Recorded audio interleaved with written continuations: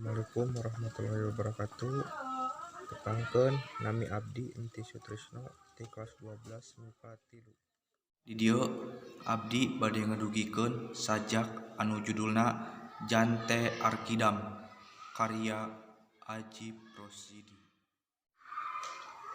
Jante Arkidam panoda beureum siki saga leungeunna sekut lalancip gobang niplasan badan palapah gedang.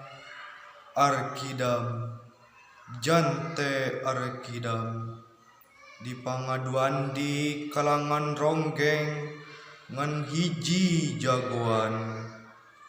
Arkidam Jante Arkidam ti peuting angkep ku mendung Jante raja alam petang matek aji panerawangan manjing kalian sosoroting sinar jaruji besi pak gede milang kuramona ngegisik hayang sidik.